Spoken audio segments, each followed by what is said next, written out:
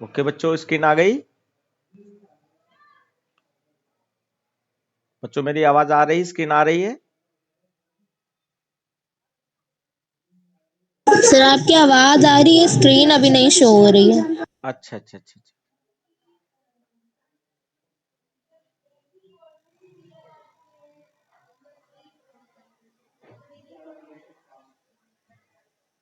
Sir आ गई। Okay, तो देखो बच्चों, आपको जैसा मैंने बताया था कि फंक्शन प्रोग्रामिंग के दो क्वेश्चन आपके मिलते मिलते हैं, और फंक्शन प्रोग्रामिंग में इफ एल्स या इफ एल्स इफ का प्रोग्राम आपका मिलना तय है। तो यहाँ पे इफ एल्स इफ आप अच्छी तरीके से तैयार कर लीजिए, क्योंकि दो प्रोग्राम तो फंक्शन से ही आपके मिल जाएंगे, है ना। तो इफ एल्स इफ का पहला प्रोग्राम जो आता है वो इस तरीके से आता है, इनपुट कंप्यूट डिस्प्ले, तीन फंक्शन होते हैं, उन्हीं के अंदर सारी वर्किंग करानी होती है। ये क्वेश्चन नंबर 3 में ले रहा हूँ। क्लास का नाम बुक फेयर है, और डेटा मेंबर में बुक का नाम है और प्राइस है, दो चीजें हैं डेटा मेंबर में। फिर आपका डिफॉल्ट कंस्ट्रक्टर बना है, और बच्चों ये जानकारी मैं दे दूं, वैसे तो कंस्ट्रक्टर आपका पैरामीटराइज और नॉन पैरामीटराइज दोनों होता है, लेकिन अभी तक जो है डिफॉल्ट कंस्ट्रक्टर ही पूछा गया है, पैरामीटराइज कंस्ट्रक्टर नहीं पूछा गया है। तो जो बच्चे अभी तक फंक्शन प्रोग्रामिंग नहीं पढ़े हैं, तो खाली फंक्शन की पहली विद कंस्ट्रक्टर और खाली फंक्शन की स्टार्टिंग दो वीडियो देख लेंगे, तो ये वाला प्रोग्राम इफ एल्स इफ से आता है, आराम से आप कर ले जाओगे। तो मैं स्टार्ट कर रहा हूँ। फिर कैलकुलेट में क्या करना है, कैलकुलेट में इनपुट में आपका नेम और प्राइस बुक का इनपुट करना है, और कैलकुलेट में डिस्काउंट निकालना है। ठीक है, डिस्काउंट निकालने के बाद प्राइस कितना बचा है इतना निकालना है। तो अभी मैं तुरंत स्टार्ट कर रहा हूँ। डिस्प्ले इसके नीचे होगा, वो प्रिंट कराने के लिए होगा। तो क्लास का नाम आपका बुक फेयर है।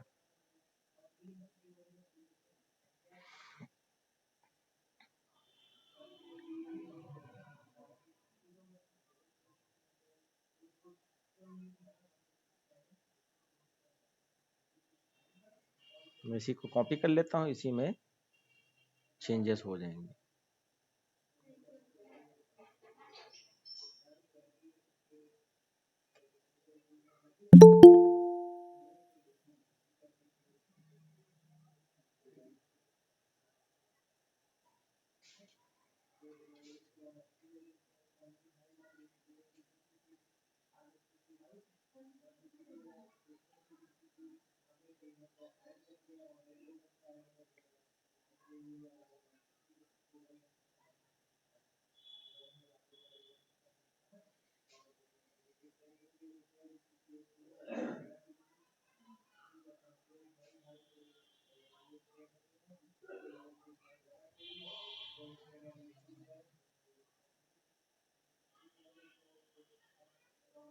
बुक फेयर क्लास का नाम हो गया। उसके बाद डेटा मेंबर में उसमें सिर्फ बुक का नाम चाहिए। तो वेरिएबल का नाम जो दिया होगा बच्चों, इसमें कुछ चीजें मैं बताता चलूंगा, उनको खास तौर पे ध्यान दीजिएगा। वेरिएबल का नाम जैसे ये दिया है जो बी नेम, यही ले सकते हैं फंक्शन प्रोग्रामिंग में, आप चेंज नहीं कर सकते नाम, और ना ही डेटा टाइप। तो यहाँ पे हो जाएगा आपका बी नेम। उसके बाद डबल में है प्राइस।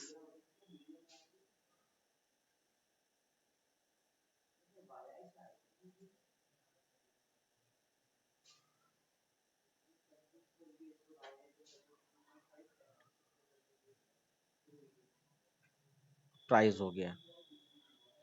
फिर अब नेक्स्ट है आपका, ये तो वेरिएबल्स हो गए। उसके बाद आपको कंस्ट्रक्टर बनाना होता है। तो अगर आप खाली देख ही लीजिए कि फंक्शन का प्रोग्राम कैसे बनाया जाता है, तब भी आप जो है आराम से कर ले जाओगे। तो ये फंक्शन आपका कंस्ट्रक्टर बनाना है।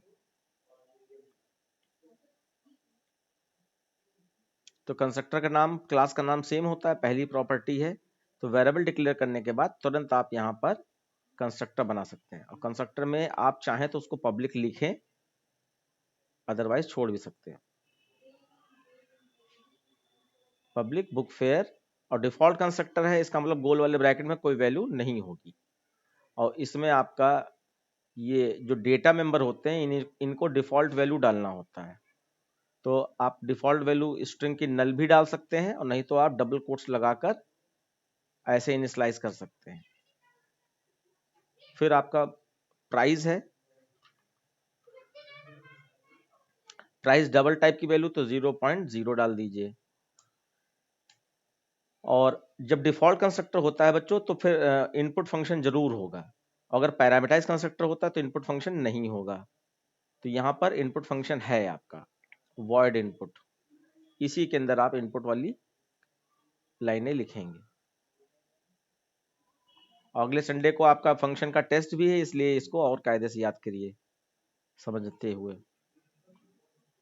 void इनपुट फंक्शन, अब देखिए फंक्शन में इनपुट करना है आपको, तो इनपुट में आप यहाँ पर एम्प्लॉय नेम की जगह बुक नेम कर दीजिए, बुक नेम, और ये बी नेम में स्टोर कर दीजिए। उसके बाद अब आपका प्राइस इनपुट करना है। प्राइस के लिए आप एंटर बुक प्राइस मैसेज दे सकते हैं।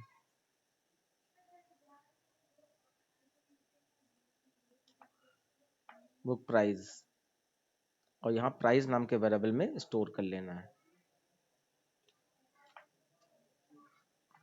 बस हो गया। उसके बाद अब ये फंक्शन कंप्लीट हो चुका है, अब आप इसको बंद करिए।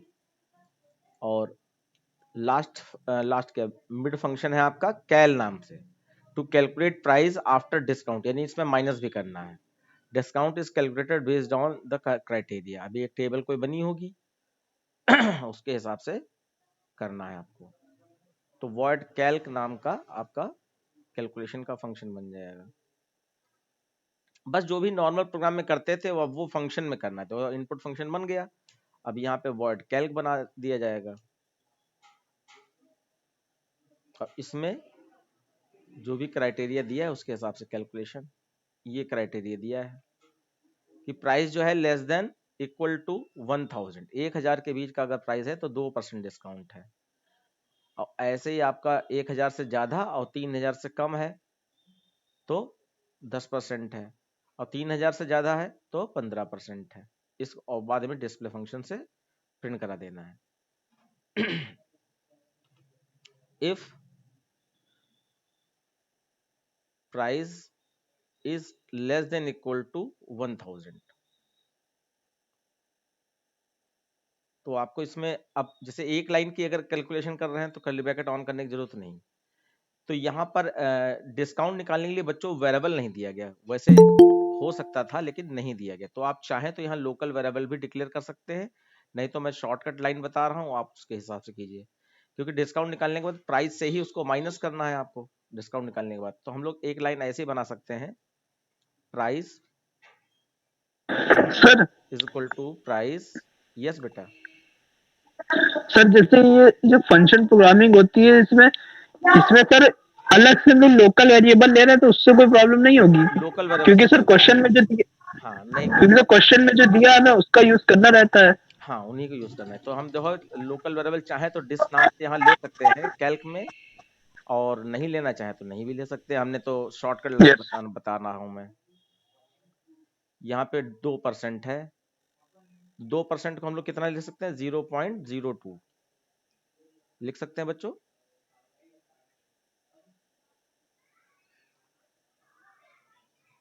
या 2/100 भी लिख सकते हैं, और शॉर्टकट तरीका है 0.02। अब देखिए अगर खाली डिस्काउंट निकालना होता तो हम लोग लिखते डिस इज इक्वल टू और फिर प्राइस इंटू 2%, लेकिन हमें प्राइस में से माइनस करना है डिस्काउंट को, तो हमने ये डिस्काउंट निकाला है और साथ में ये प्राइस में से माइनस कर दिया, तो ओरिजिनल प्राइस डिस्काउंट निकलने के बाद आपको मिल जाएगा। फिर else if condition, else if में आपका 1000 से ज्यादा प्राइस बताया गया,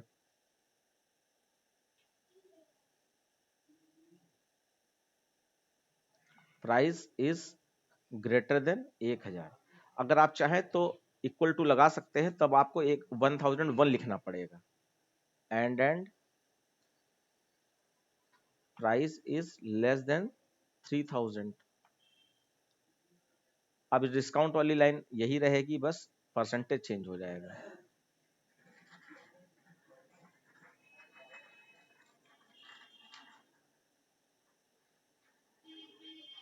परसेंटेज है आपका 10%, तो यहाँ पे 10% को 0.10 लिख सकते हैं। फिर आपका आई थिंक लास्ट है, लास्ट वाली कंडीशन को हम लोग एल्स में डाल देते हैं। हाँ लास्ट है, तो लास्ट वाली कंडीशन को 15% है, हम लोग एल्स में डाल देते हैं, उसके लिए अलग से कंडीशन लगाने की जरूरत नहीं होती है, छोटी सी ही कैलकुलेशन आती है, एल्स, और यहाँ पे 15% हो जाएगा आपका प्राइस।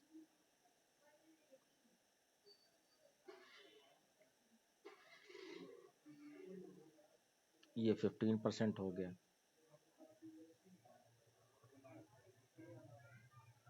बस हो गई कैलकुलेशन।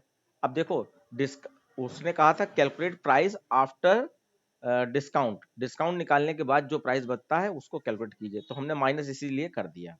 लेकिन हमने बताया आपको यहाँ पे आप लोकल वेरिएबल डिस नाम से ले सकते थे, क्योंकि उसका बाहर तो यूज है नहीं प्रिंटिंग में, प्रिंटिंग में प्राइस ही जाएगा, इसलिए लास्ट में फिर प्राइस को माइनस करना पड़ता है। जो भी अगर हम लोग, मैं बता ही दूं, जैसे अगर हम लोग चाहते तो यहाँ पर ये डबल टाइप का लोकल वेरिएबल में डी नाम का वेरिएबल ले लेते, और इस लाइन की जगह पर हम लोग D is equal to price into 0.02 लिख सकते थे। तो ऐसे यहाँ लिखा है, ऐसे यहाँ लिखते और यहाँ लिखते, और लास्ट में फिर आपको ये वाली लाइन फिर भी लिखनी पड़ती, price is equal to price, ये जब इफ एल्सिफ से बाहर चले जाते, माइनस डी, ये तब भी लिखना पड़ता कि डी वेरिएबल लेना पड़ेगा, प्राइस ऐसे डी में निकालो तीनों कंडीशन में, और जब तीनों कंडीशन से बाहर आ जाओगे तो price is equal to price minus D लिखना पड़ेगा। तो उससे अच्छा मैंने ये डायरेक्ट ही माइनस कर दिया। ये बात समझ में आ गई सारे बच्चों को? बच्चों मैं वेट कर रहा हूँ, ये बात समझ में आ गई? Yes, sir. यस। तो आप इस तरीके से कर सकते हाँ हैं। उसके बाद जो है फिर आपको क्या करना है, डिस्प्ले फंक्शन बना देना है, बॉर्ड डिस्प्ले।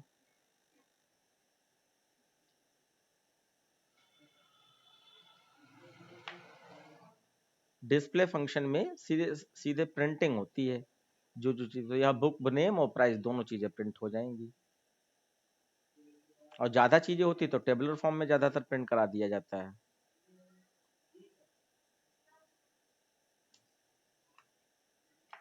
यहाँ पे हो जाएगा बुक नेम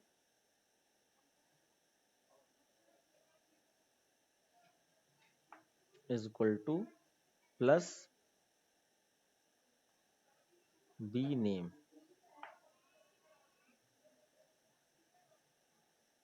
और दूसरा प्रिंटिंग हो जाएगा बुक प्राइस, ज्यादा लिख सकते हैं आफ्टर डिस्काउंट,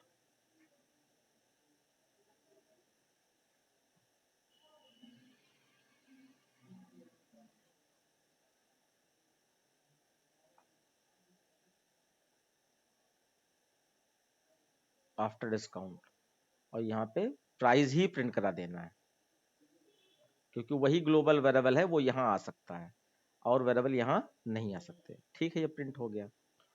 उसके बाद अब आपको पब्लिक स्टैटिक वॉइड मेन बनाना है। इतना करने के बाद PSVM,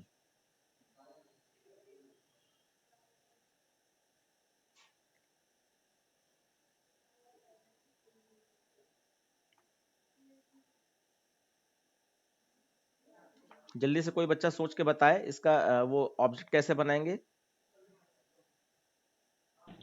sir book fair OBJ equals to new book fair गोल और ब्रैकेट। हाँ,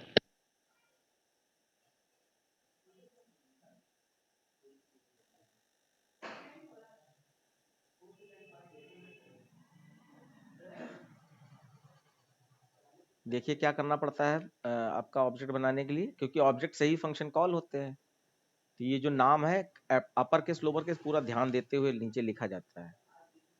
यहाँ हो जाएगा आपका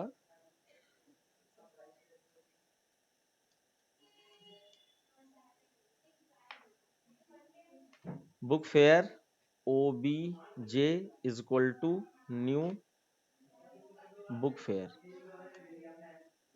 और ब्रैकेट स्टार्ट किया, बंद किया। अगर पैरामीटराइज कंस्ट्रक्टर होता तो ये इस गोल वाले ब्रैकेट से वैल्यू भेजनी पड़ती। अगर कोई क्वेश्चन मिल जाएगा तो मैं कराऊंगा अभी।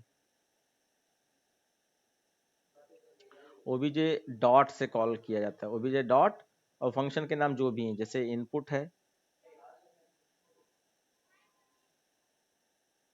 ये फंक्शन कॉलिंग कर रहा हूँ, OBJ डॉट कैल है, और OBJ डॉट डिस्प्ले है। उसके बाद इसको कर दीजिए बंद, और फिर एक क्लास का ब्रैकेट भी यहीं पे बंद होता है। क्लास का ब्रैकेट सबसे लास्ट ब्रैकेट होता है जो बंद होता है। तो हम लोगों ने लगभग कैलकुलेशन कर ली है सारी। एक बार मैं देख लूँ किस चीज़ की क्या प्रॉब्लम आ रही है। स्कैनर नहीं लिया है हमने, हाँ वैल्यू इनपुट कराई, स्कैनर नहीं लिया है। और इंपोर्ट वाली लाइन हो सकता ना ली हो, नहीं वो तो लिया है। देखिए एरर यहाँ दिखा रहा है, और एरर है यहाँ पर।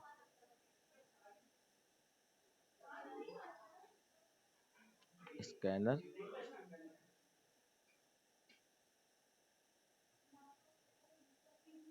SC is equal to new scanner system dot in.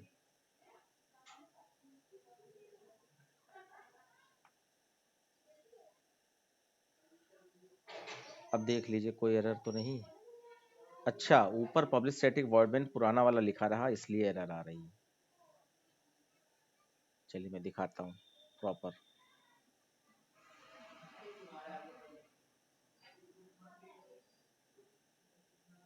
अब देखिए बच्चों, सबसे पहले आपका इंपोर्ट वाली लाइन हो गई। अभी भी कोई छोटी एरर है, मैं एक बार चेक कर लूँ। अच्छा, ब्रैकेट्स ज्यादा बंद हो गए, नो सिंटेक्स एरर आ गया है। फिर से एक बार देखेंगे, क्वेश्चन के अकॉर्डिंग थोड़ा समझने की कोशिश कीजिएगा कि इंपोर्ट वाली लाइन सबसे पहले रहती ही है। क्लास का नाम बुक फेयर हो गया, और जो भी वेरिएबल दिए होते हैं वो वैसे के वैसे उसी सीक्वेंस से उतार दिए जाते हैं। तो हमने स्ट्रिंग बी नेम और प्राइस उतार दिया। फिर ये कंस्ट्रक्टर बनता है, कंस्ट्रक्टर का नाम क्लास का नाम सेम होता है, तो पब्लिक बुक फेयर नाम दे दिया, और डिफॉल्ट कंस्ट्रक्टर में डिफॉल्ट वैल्यू डाली जाती है, तो बी नेम और प्राइस को डिफॉल्ट वैल्यू ये डाल दी गई। कंस्ट्रक्टर खत्म। फिर इनपुट फंक्शन, तो इनपुट फंक्शन जहाँ कहीं भी होगा, यानी जहाँ कहीं वैल्यू इनपुट हो रही होगी वहाँ पे स्कैनर वाली लाइन होगी, तो ये है।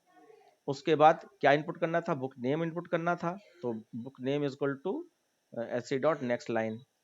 और बुक फेयर इनपुट करना था, प्राइस, तो ये सही कर दे, डबल होगा ये, मैंने डबल टाइप का ले रखा था। Price is equal to SC dot next double. काम खत्म, कर्ली ब्रैकेट क्लोज।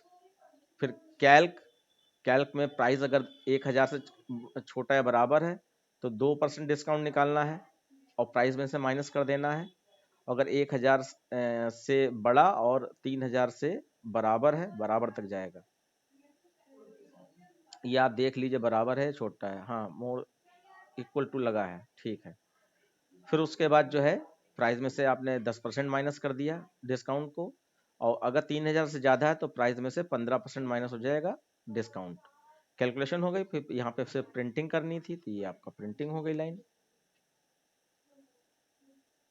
ये प्रिंटिंग वाली लाइन हो गई। उसके बाद फिर आपका वर्डमेन बनेगा। फंक्शन क्लोज करने के बाद वर्डमेन में आपको सबसे पहले ऑब्जेक्ट बनाना होता है, तो book fair OBJ is equal to new book fair, ऐसे ऑब्जेक्ट बनेगा। फिर OBJ dot input, OBJ dot calculate cal, और OBJ डॉट डिस्प्ले। अब यह कैसे वर्क कर रहा है एक बार चला के देख लेंगे। सबसे पहले बच्चों ये आपका कंस्ट्रक्टर कॉल होता है, ये पार्ट कंस्ट्रक्टर का है जो मैंने सेलेक्ट किया है। तो यहाँ बुक फेयर से जंप करके बुक फेयर पे चले जाओगे, यानी कि यहाँ, और इसमें डिफॉल्ट वैल्यू आपने बी नेम और प्राइस में दे दिया। लौट के वापस बच्चों वहीं आते हैं जहां से वर्क किया, कॉल किया गया होता है। तो यहाँ से कॉल हुआ तो यहीं लौट के आएंगे। फिर OBJ डॉट इनपुट कॉल हो गया, इनपुट से जंप करके आप इनपुट पे जाओगे, और यहाँ पे स्कैनर क्लास लगाकर आपने बुक नेम और उसका प्राइस इनपुट कर लिया।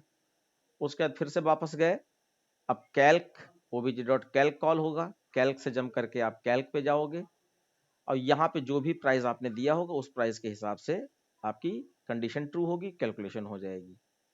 और उसके बाद आपका यहाँ पर वापस लौटे, obj.display, डिस्प्ले से डिस्प्ले पे गए और यहाँ पे बुक नेम और उसका प्राइस आफ्टर डिस्काउंट प्रिंट करा दिया। अब छोटी सी कैलकुलेशन कर लेते हैं। मान लीजिए आपका प्राइस जो है जब आपका इनपुट करना हुआ तो आपने एंटर प्राइस पूछा हो गया होगा, तो आपने प्राइस मान लीजिए आपने 2200 रुपए दे दिया, 2200। तो ये किस कंडीशन को ट्रू करेगा, जल्दी से बताइए। कौन सी कंडीशन ट्रू होगी, पहली, दूसरी, तीसरी?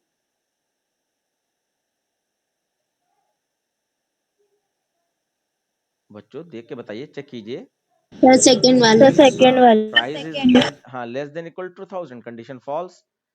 तो फिर इधर आए, प्राइस 1000 से बड़ा है तो बड़ा है और 3000 छोटा है, हाँ छोटा है, तो सेकंड वाली कंडीशन ट्रू हो गई। अब यहाँ पे कैलकुलेशन में करके दिखाई दे रहा हूँ। आपका प्राइस का 10% निकालना है,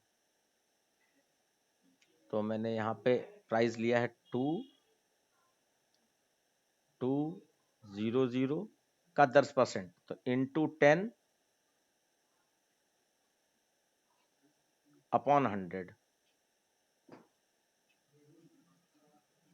तो आपका ये 220 दिखाई पड़ गया बच्चों। 220 आपका डिस्काउंट निकलेगा इससे। अब 220 जो है इसमें से माइनस कर देना है। ये बुक प्राइस क्या था, ये था, इसमें 220 आपको माइनस कर देना है। तो 0, 8 और यहाँ पे कितना हो जाएगा, ये इधर आ गया था तो 1 बचा था, 11 हो जाएगा। 11 में से 2 चला गया, 9, 10, 11, 9 आ जाएगा और यहाँ 1। तो बच्चों आपका प्राइस यहाँ इतना आ गया 1980। ये बात समझ में आ गई सारे बच्चों को? Yes sir. Yes sir. उसके बाद वापस आप यहाँ से कैलकुलेट होकर वापस चला जाएगा कर्सर जहाँ फंक्शन कॉल हुआ था, यानी कि यहाँ पर, और फिर डिस्प्ले से प्रिंट करा दिया। अब मैं एक बार चला के दिखाई दे रहा हूँ। ये कैलकुलेशन थी, इसको ही ध्यान में रख के हम लोग करेंगे।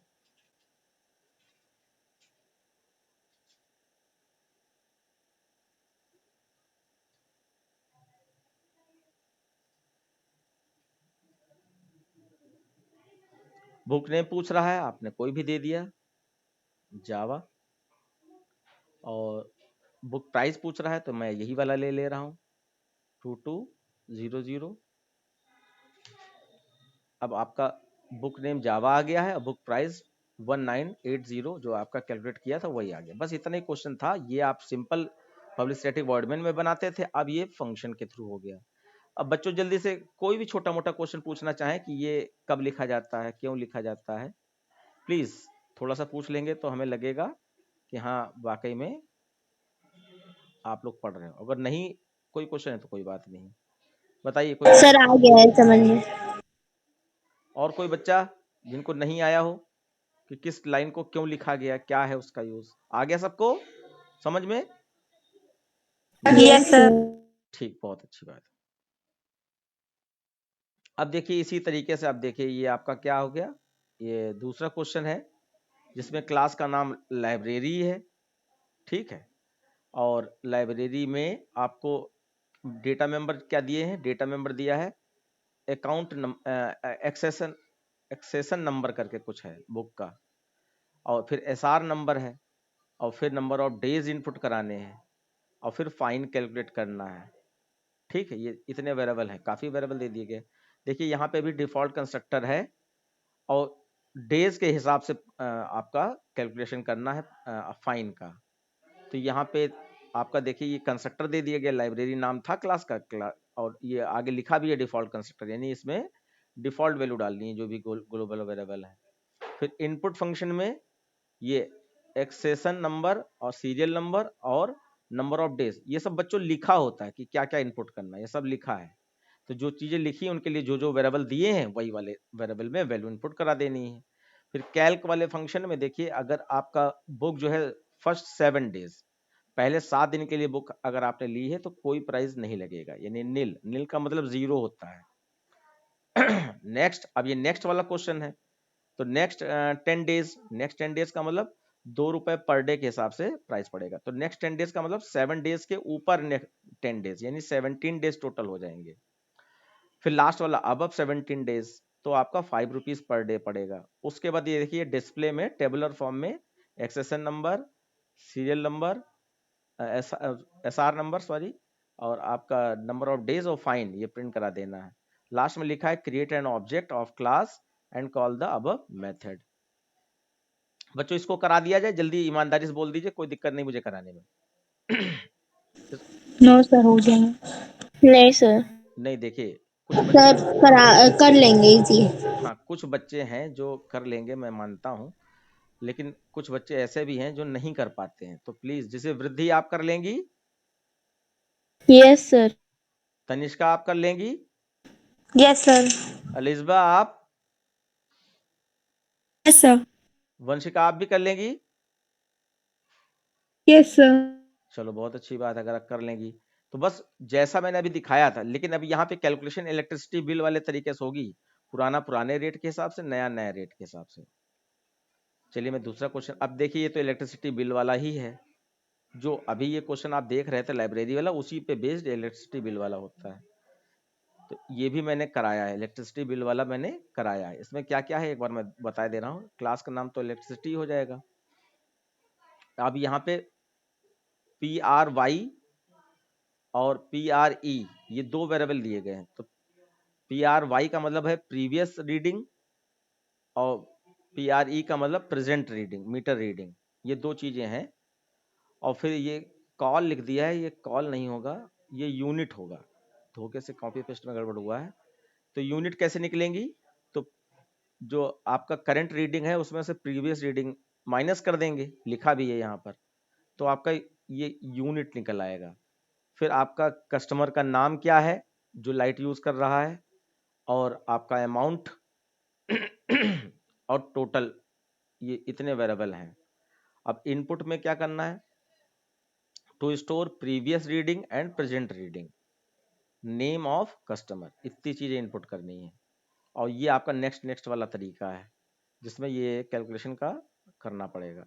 और डिस्प्ले में कस्टमर नेम, यूनिट, हाँ देखो यूनिट लिखा है, और अमाउंट, ये आपको प्रिंट कर देना है। तो बच्चों ये वाला करा दिया जाए, क्योंकि अभी नेक्स्ट वाला नहीं हुआ है, तो ये वाला अच्छा क्वेश्चन है। अगर इसको आप कर लेंगे तो वो बुक फेयर वाला तो कर ही लेंगे। इसको करा दिया जाए बच्चों, यस सर।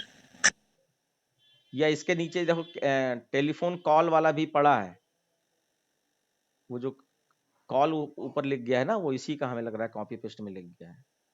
चलो ये वाला मैं कराए दे रहा हूँ। फिर टेलीफोन कॉल वाला अगर आप लोग कहेंगे तो बता दूंगा, नहीं तो वो भी आपको ऐसे ही करना, लेकिन ये पक्का होना चाहिए आपका।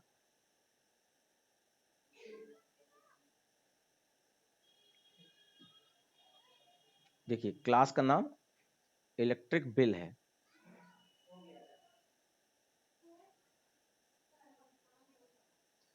सेम है, बस इसी को कॉपी में करे ले रहा हूँ, थोड़ा सा चेंज होगा, आपका नया बन जाएगा।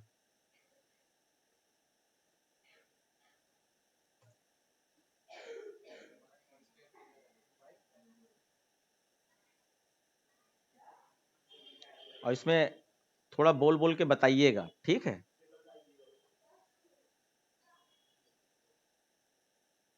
अब देखिए यहाँ पे क्लास का नाम यहीं से कॉपी पेस्ट हो जाएगा, इलेक्ट्रिक बिल। यहाँ आए, ये इलेक्ट्रिक बिल हो जाएगा। उसके बाद जो जो वेरिएबल यहाँ दिए हैं वो सब आपको डिक्लेयर करने हैं, जैसे आपका प्रीवियस रीडिंग और प्रेजेंट रीडिंग या करंट रीडिंग, ये लेना है। तो आपको मैंने बताया कि जैसे आपका क्वेश्चन में दिया होता है बस उसको उतार देना होता है, तो उतार दे रहे हैं हम, देखो जैसा वहाँ दिया है वैसे उतारे दे रहे हैं, कुछ चेंज नहीं करना होता है। फिर ये कॉल की जगह पे हम लोग यूनिट ले लेंगे अभी।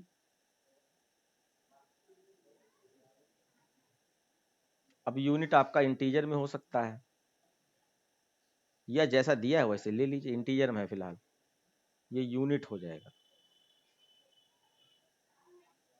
यूनिट। उसके बाद फिर आपका स्ट्रिंग में नेम भी है कस्टमर का, तो आप नेम लीजिए यहाँ पर। नेम के बाद डबल में स्टोर अमाउंट, अमाउंट यहाँ से ले लीजिए। ये डबल में, दोनों वेरिएबल डबल में है तो एक ही साथ डिक्लेयर कर सकते हैं, जैसे ऊपर वाले हमने इंटीजर में किए हैं। यूनिट को भी वही कर सकते थे, लेकिन अगर आप अलग अलग करते हो तो वो अच्छी बात है। कॉपी का पैसा आपने दिया ही है तो आप अलग अलग कर दो। उसके बाद एक वेरिएबल और बचा है आपका टोटल, तो कॉमा लगा के टोटल, ये हो गया। अब कंस्ट्रक्टर का नाम क्लास का नाम सेम होता है, तो यहीं से कॉपी कर लीजिए और यहीं पे देखिए मैं पेस्ट कर दे रहा हूँ। देखने से बहुत ज़्यादा जल्दी समझ में आ जाता है। पेस्ट कर दिया। अब यहाँ पे प्रीवियस रीडिंग और ये सारी चीज़ें जो है आपको इनिशियलाइज करा देनी। तो सर इसमें कंस्ट्रक्टर बोला था हमने। कंस्ट्रक्टर नहीं बोला गया क्या? हाँ सर, इससे वॉइड इनपुट है इसके बाद। अच्छा अच्छा, तो क्योंकि क्वेश्चन दोनों तरीके से आते हैं, विद कंस्ट्रक्टर और विदाउट कंस्ट्रक्टर, तो ये विदाउट कंस्ट्रक्टर है, ठीक है कोई बात नहीं। तो हम यहाँ पे सिर्फ इनपुट फंक्शन ले लेंगे, कंस्ट्रक्टर हम लोग नहीं बनाएंगे, वरना यही सारे इन चीज़ों को यहाँ पर मैं इनिशियल वैल्यू डाल देता और कुछ नहीं करता। अब ये पार्ट मैं हटा दे रहा हूँ।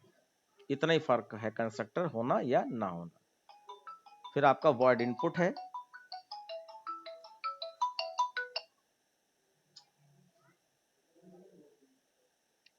वॉइड इनपुट, इसमें आपको क्या क्या इनपुट कराना है, जो जो ऊपर लिखा है प्रीवियस रीडिंग, ये सब मैसेज मैं यहाँ से कॉपी कर ले रहा हूँ।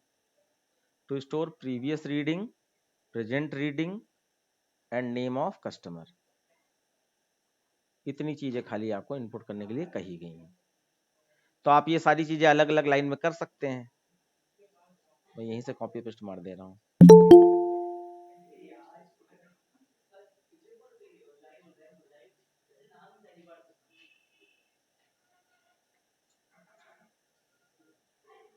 ठीक है, तो मैंने यहाँ से कॉपी कर लिया और ये आपका हो गया पेस्ट। अब अलग अलग कर दीजिए, जैसे कि ये प्रीवियस रीडिंग है, ये अलग कर देंगे। दूसरे एसओपी लाइन में आपका ये प्रेजेंट रीडिंग हो जाएगा, ये अलग कर लेंगे।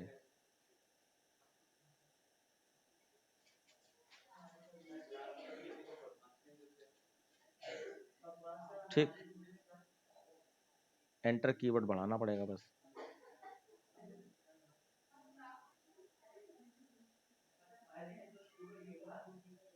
और उसके बाद आपका हो जाएगा name.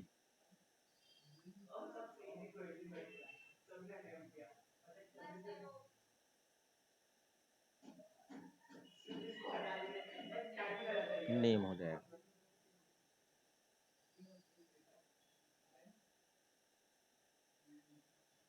Enter name of customer.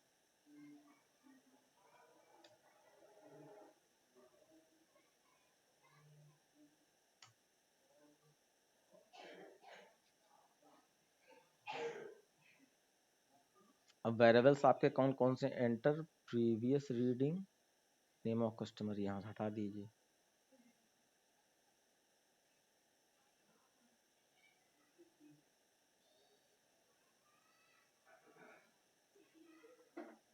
Enter previous reading, ये आपका PRY में स्टोर करानी है,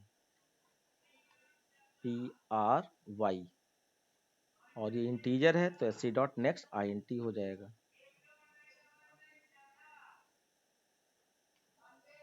उसके बाद प्रेजेंट रीडिंग, ये भी आपका नेक्स्ट INT हो जाएगा।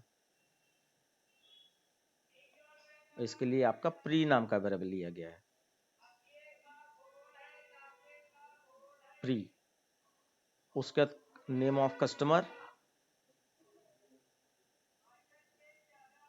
वेरिएबल का नाम आपका नेम नाम से है, name is equal to sc.next।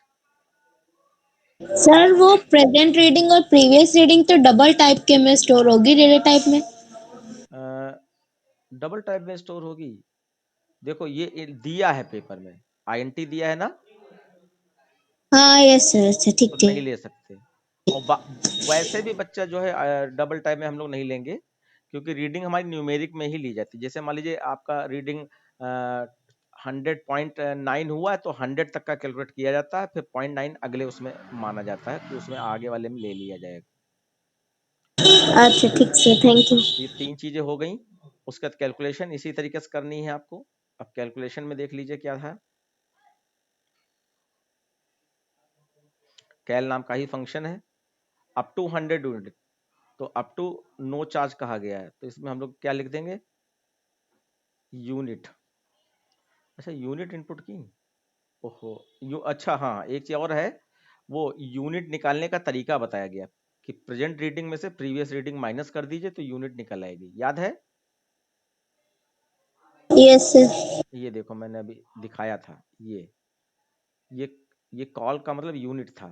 तो यूनिट कैसे निकलेंगी, प्रेजेंट रीडिंग और प्रीवियस रीडिंग माइनस कर देनी है। यहाँ पे वेरिएबल का नाम ये PRV लिखा है और यहाँ पे PRY, तो ये भी प्रिंटिंग मिस्टेक ही है, PRV होगा। मैं इसको सही कर दे रहा हूँ, प्रीवियस PRV, ठीक ये हो गया। अब देखिए, अब जो यूनिट निकाल लिए, चाहे हम इसी फंक्शन में निकाल दें, नहीं तो हम कैलकुलेशन करने से पहले यहाँ निकालेंगे। Unit is equal to current present reading यानी PRV माइनस और PRE minus PRV, previous reading को माइनस कर दिया। उसके बाद अब यूनिट आप यहाँ पर रख दीजिए। सर ये सब ग्लोबल वेरिएबल है ना, तो कोई भी फंक्शन में यूज किए जा सकते हैं। बिल्कुल बिल्कुल, ये सब ग्लोबल वेरिएबल हैं, लोकल हमने कोई डिक्लेयर नहीं किया है, जितने हैं सब ग्लोबल वेरिएबल हैं।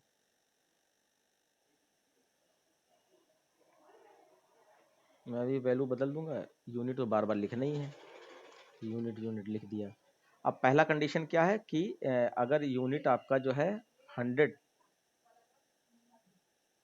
हाँ सर यूनिट नाम का नहीं। हाँ सर 100 है, वहाँ 1000 लिखा हुआ है। वो तो पुराना लिखा है ना, अभी हम लोग करेक्ट करेंगे।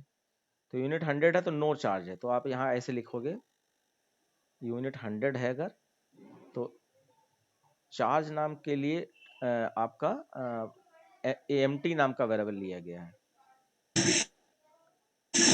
सर यूनिट नाम का कोई वेरिएबल नहीं है, इसमें INT कॉल है। अ, ये क्या दिया गया था, एक बार फिर से चेक कर लिया जाए। AMT और टोटल दिया गया, तो टोटल का मतलब कुछ और भी कराया जाएगा, और बाकी यूनिट है, यूनिट से ही हम लोग। हाँ सर क्या, हाँ बेटा बताइए। सर INT यूनिट नहीं दिया हुआ है, कॉल दिया क्वेश्चन में, INT कॉल। हाँ वो मिसप्रिंट हुई, जैसे ये प्रीवियस को PRY लिख गया था, ये टाइपिंग तो हम ही ने की है ना, तो MS वर्ड पे टाइपिंग करो तो थोड़ा ऊपर नीचे हो जाता है। अभी AMT और टोटल नाम के वेरिएबल दिए, तो अमाउंट हम लोग अमाउंट में स्टोर करेंगे। AMT इज इक्वल टू 0 कर देंगे बच्चों, यहाँ पे कुछ नहीं करना है, नील का मतलब 0। उसके बाद दूसरा है आपका, अब देखो नेक्स्ट 100 यूनिट फिर से लिख दिया गया, तो नेक्स्ट 100 यूनिट का मतलब जो 100 हो चुकी है उसके ऊपर और 100, तो कहाँ तक चली जाएगी,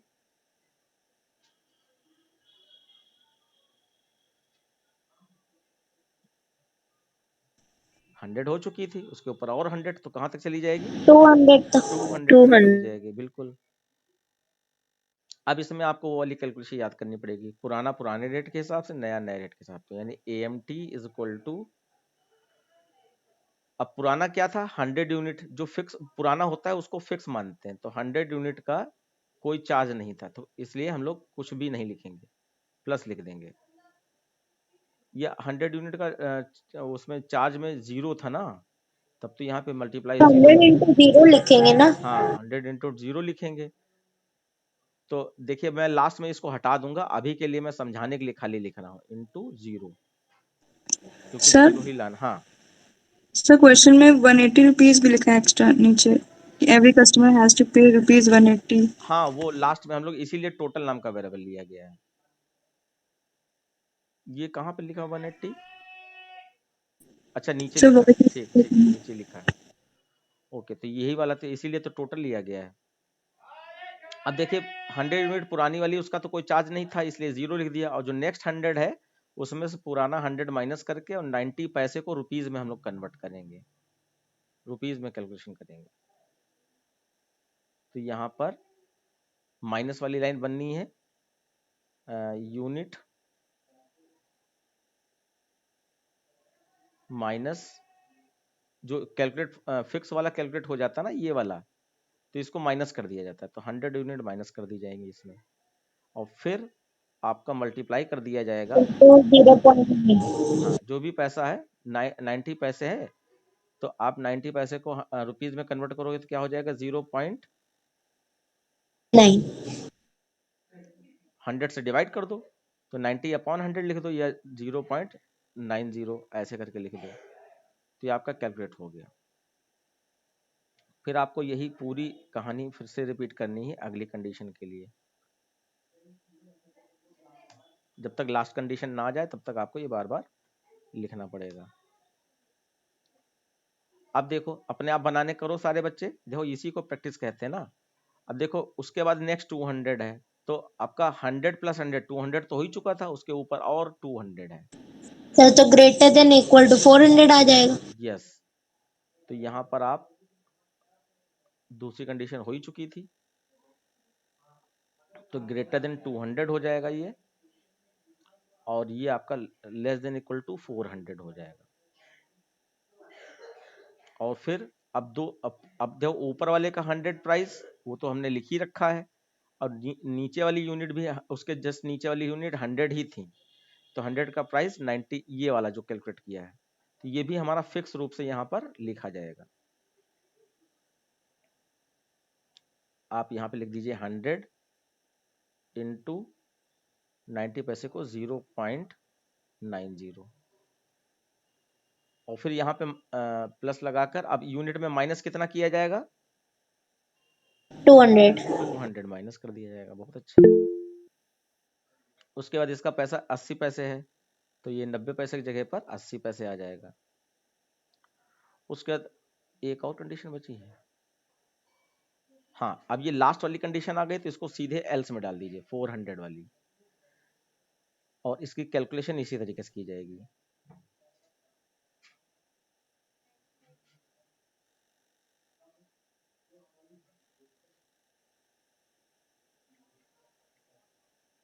अब इसमें देखिए ये पहला वाला ये जो 100 है, 100 इंटू 0 ये तो सबसे पहली कंडीशन हो गई, फिर 100 इंटू 90 ये दूसरी कंडीशन हो गई, और फिर अब यहाँ पे क्या बढ़ जाएगा, तीसरी कंडीशन का क्या बढ़ जाएगा, 200 इंटू 0.80 फिर माइनस यूनिट माइनस 400।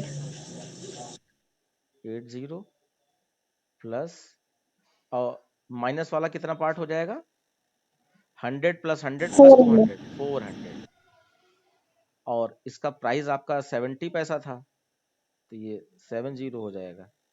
आपने कैलकुलेशन बच्चों कर ली, उसके बाद आपको अब वो टोटल वाला निकालना है। ये अलग रहेगा ये फेलसिफ से, टोटल इज इक्वल टू, और आपका जो भी अमाउंट है उसमें कहा गया था जो भी अमाउंट निकला है उसमें कुछ फिक्स अमाउंट आपको अलग से ऐड करना है, मैं दिखा रहा हूं आपको।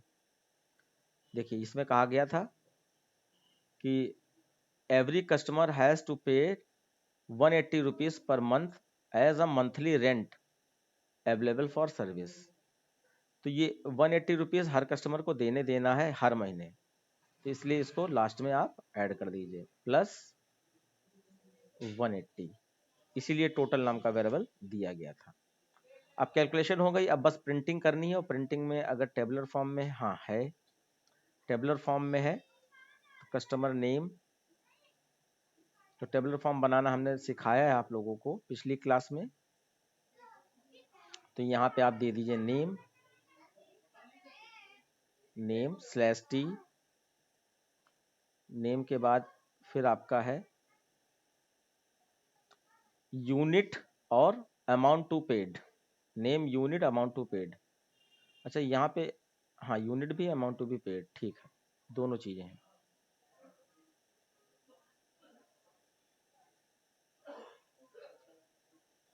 अमाउंट और उसके बाद स्लैश टी, अच्छा ये यूनिट यहाँ रहेगा, यूनिट फिर slash t amount to be paid.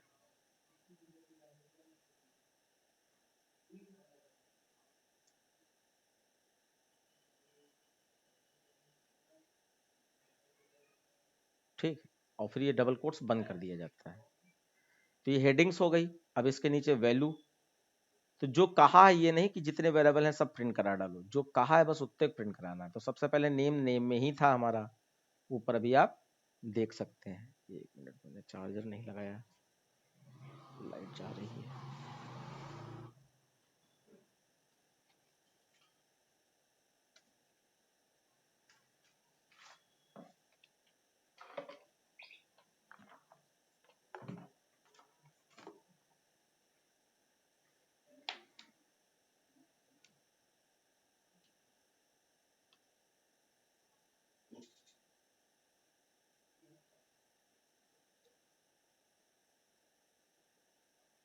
बच्चों स्क्रीन आ रही ना?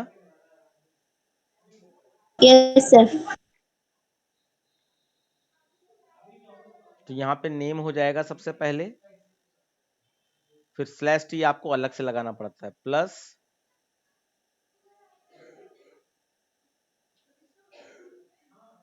डबल कोट्स में स्लैश टी,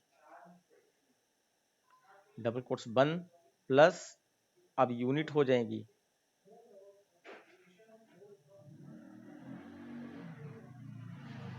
फिर प्लस डबल कोट्स में स्लैश टी, फिर आपका अमाउंट टू बी पेड आपका टोटल था, टोटल नाम का वेरिएबल प्रिंट करा दीजिए। तीन ही चीजें बच्चों प्रिंट करानी थी, हो गई हमारी तीनों चीज। उसके बाद अब वर्डबिन के अंदर फंक्शन कॉल करना है आपको, तो क्लास के नाम की जरूरत पड़ेगी। तो अपर केस लोअर केस जैसा भी लिखा है वैसे आपको नीचे कॉपी करना है,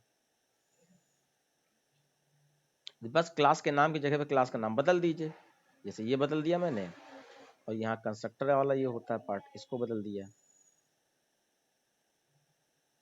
ठीक, और फिर उसके बाद इनपुट फंक्शन है, कैल फंक्शन है, और आपका डिस्प्ले। तीनों फंक्शन हम लोगों ने पहले ही बना रखे हैं।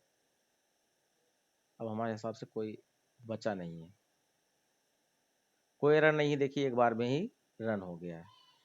अब जल्दी से एक बार कैलकुलेशन कर लेते हैं कि क्या बताया जा रहा है। तो आप क्या करेंगे, सबसे पहले ये कंस्ट्रक्टर कॉल होता है, तो ये जब आप कंस्ट्रक्टर नहीं बनाते हो बच्चों, यहाँ पे जैसे ऊपर हमने नहीं बनाया, तो डिफॉल्ट कंस्ट्रक्टर जावा का कंपाइलर अपने आप बना लेता है, और जितने वेरिएबल हैं उनमें डिफॉल्ट वैल्यू सब में डाल देगा।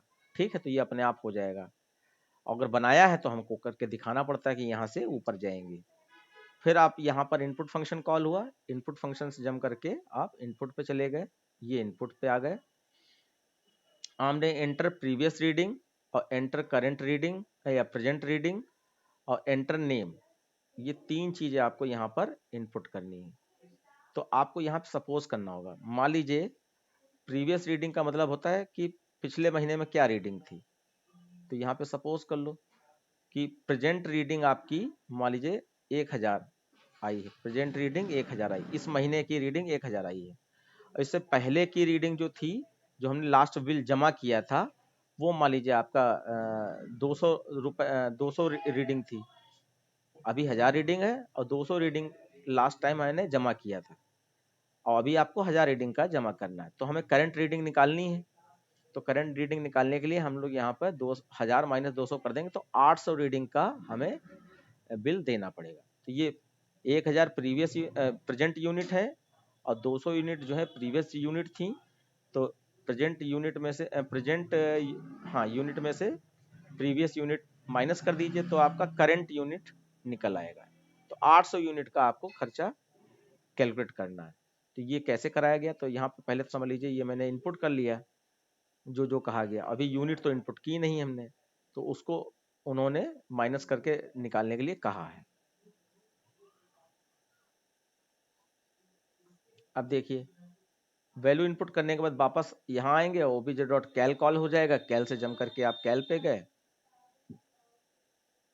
ये कैल पे आ गए। अब जो मैंने अभी कैलकुलेशन की है, प्रीवियस प्रेजेंट यूनिट आपकी 1000 है और प्रीवियस यूनिट आपकी 800 है। ये दोनों आपकी माइनस हो इसमें से माइनस कर देंगे तो आपका 200 माइनस करने पर यूनिट में 800 निकल आएगा। 800 निकल आया। अब आप यहाँ पे कैलकुलेशन चालू कीजिए। 800 यूनिट जो है इसके 100 के अंदर है, नहीं है। 100 से 200 के बीच में है, नहीं है। 200 से 400 के बीच में है, नहीं है। और इसका मतलब वो 400 से अधिक वाले में उसमें आएगा, 400 के ऊपर जाएगा। ये बात समझ में आ रही है बच्चों? लास्ट वाली यूनिट में चले जाएंगे। यस सर, आगे। अब यहाँ पे कैलकुलेशन जरा करके मैं दिखाई दे रहा हूँ। एल्स में आ गए तो ये पहली 100 यूनिट का तो 0 पैसा था, तो ये तो कैलकुलेट होगा ही नहीं, 0 ही लिखा रह जाएगा खाली। अब आप इसको कैलकुलेट कर लीजिए। तो 100 इंटू 90 कर देंगे तो आपका ये कितना हो गया, 9। और 200 इंटू 80 कर देंगे तो 16। और इसमें आपका 800 यूनिट थी, तो 800 में से 400 माइनस हो गई तो 400 बची हैं। और 400 यूनिट को हम लोग 70 से यानी 0.70 से मल्टीप्लाई करेंगे तो 28 रुपीज। बच्चों ये मैंने सही कैलकुलेट किया है क्या? मतलब मल्टीप्लाई वाला जो है, हमारे हिसाब से तो मैंने सही किया है। एक बार मैं करके दिखा देता हूँ। 100 इंटू 0.09,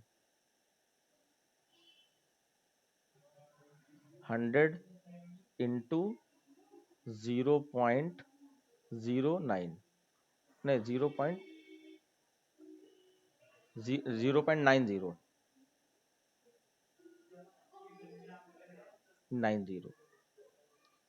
तो देखिए आपका 9 आ गया। तो इसका मतलब हम लोगों ने सही निकाला, ये 9 निकाला था। ऐसे ही बस हमने यहाँ पे 16 निकाल दिया इसका। अब यहाँ पे आपको क्या करना है, इन तीनों को सम कर देना है। तो आपका 9 प्लस 16 प्लस 28 तो टोटल आपका 53 रुपीज़ निकला है। और 53 रुपीज़ में आप जब बाहर निकलोगे तो यहाँ पे 180 रुपये और जोड़ देना है, तो प्लस 180 रुपये, क्योंकि ये तो पढ़ना ही पढ़ना है आपसे। तो आपका 233 निकला है, 233 ये आपका टोटल में चला गया। उसके बाद वापस लौट के आए, ओबीजे डॉट डिस्प्ले कॉल हो गया, तो डिस्प्ले से जम करके डिस्प्ले पे आ गए आप और यहाँ पे नेम प्रिंट करा दिया, यूनिट प्रिंट करा दी और टोटल प्रिंट करा दिया। तो अब मैं इसको एक बार चला के दिखाई दे रहा हूँ।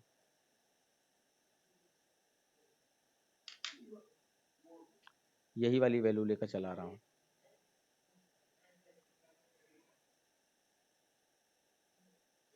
तो प्रीवियस रीडिंग हमारी कितनी थी, 200 थी। और करंट रीडिंग हमारी कितनी है, 1000 है प्रेजेंट रीडिंग। तो अब आपका यहाँ पे प्रिंटिंग में जो भी थोड़ी मिस्टेक हुई है पहले हम देख लेते हैं। यूनिट हमारी 800 निकली, तो 800 हमने निकाला था माइनस करके। और अमाउंट टू बी पेड, तो ये आपका 710.0, ये तो हमारा अलग आ रहा है, हमारा कुछ और आया था अभी 233 आया था। तो एक बार मैं चेक कर लेता हूँ ये कहाँ पे गड़बड़ी हुई। और प्रिंटिंग में भी थोड़ा सा गड़बड़ आ रहा है।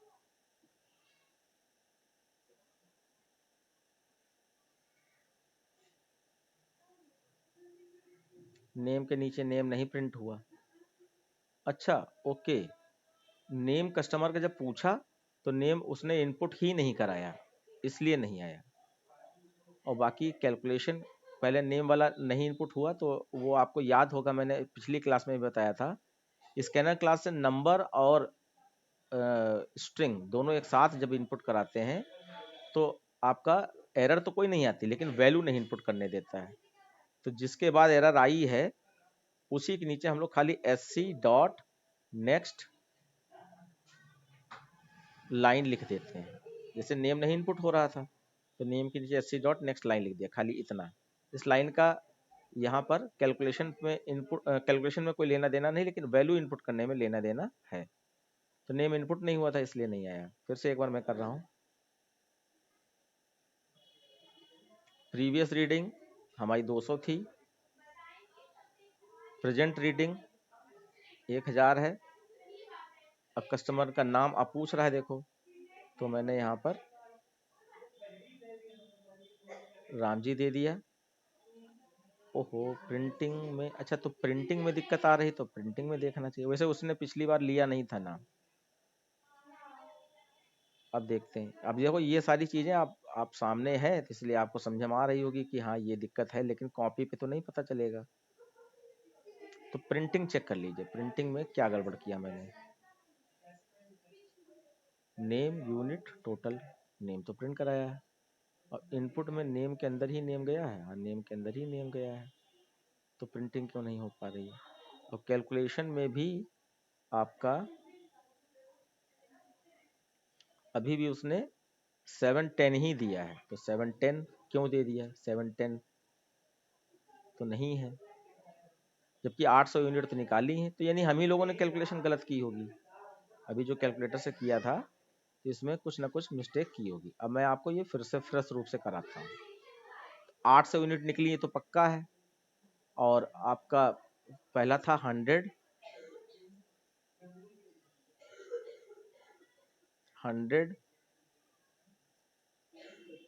इंटू 100 इंटू 90 पैसे को हमने 0.90 लिखा था, तो आपका ये 90 आया है। 100 इंटू 0.90 लिखा तो उसको 90 आया है, इस वजह से गड़बड़ हो रहा है। ठीक है, अब एक बार और मैं कर लेता हूँ। ये तो 90 आ गया, मैं सही भी कर दे रहा हूँ। ये आपका 90 आया है। उसके बाद फिर 100 इंटू 0.80 था, तो ये आपका 80 आया है। मैंने 16 लिख दिया, पता नहीं कैसे। नहीं, ये तो 200 था ना बच्चों, क्योंकि वो स्टार्टिंग वाले जीरो वाला तो मैंने लिया ही नहीं था, ये 200 था। राइट, फिर से मैं कर रहा हूँ। 200 इंटू 0.80, तो 160 आया है। तो 160 यहाँ लिख दीजिए। और फिर इसका आपका 400 माइनस कर दिया था, और 400 माइनस करने के बाद 800 माइनस 400, तो आपका 400 बचा। 400 को इंटू 70 था, तो 0.70, तो 280 आ गया। ठीक है, इसीलिए गड़बड़ हो रहा था, 280 आ गया। अब इसको हम लोग कैलकुलेट कर देते हैं। तो 280 प्लस 160 प्लस 90 प्लस, और वो आपका और कितना बचा है, 180 रुपीज अलग से पड़ेगा ना, वो वाला भी बचा है 180। तो देखिए 710 आ गया ना बच्चों, दिखाई पड़ रहा है। Yes sir. हाँ, तो 710 आपका बिल्कुल सही कैलकुलेशन आ गई है, वो मैंने मैनुअली कर लिया था। अब बचा आपका ये नेम नहीं प्रिंट कर रहा है, तो नेम के साथ क्या दिक्कत होगी, एक बार मैं ऊपर नीचे करके देख लेता हूँ। ये जो लाइन मैंने डाली है, ये यहाँ ना डालकर मैं ये प्रेजेंट यूनिट के नीचे डाल दे रहा हूँ। ओहो, कनेक्ट नहीं हुआ क्या ढंग से।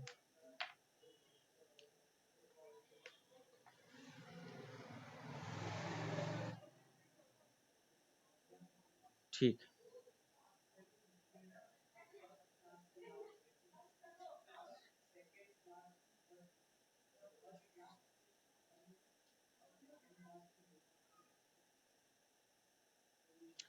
200 प्रीवियस यूनिट थी, प्रेजेंट यूनिट 1000 थी, और नेम राम जी दे दिया।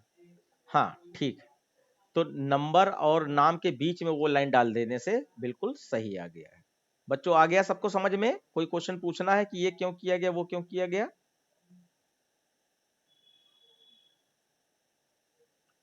एक बार जल्दी से पूछ ले, यहाँ पे कंस्ट्रक्टर नहीं है बस।